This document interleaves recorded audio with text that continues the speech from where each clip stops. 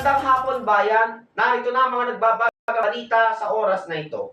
Kinumpirma ni Manila 3rd District Representative Joel Chua na nanumpa na siya bilang bagong miyembro ng National Unity Party.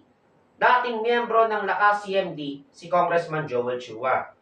Bukod kay Congressman Chua, lumipat na rin sa NUP sina Manila 1st District Representative Ernix Dionisio at Manila 5th District Congressman Irvin Cheng para sumama sa dalawang kongresista ng NUP na sina Manila 2nd District Representative Roland Valeriano at Manila 6th District Representative Benny Abante. Kung inyong matatandaan, silang lima ay pumirma sa impeachment complaint laban kay Vice President Sara Duterte noong nakaraang taon. Manatiling nakatutok dito lamang sa Daniel Malay Felicerta Channel para sa iba pa mga nagbabagang balita. Ako po si Daniel Malay Felicerta. Magandang hapon, bayan.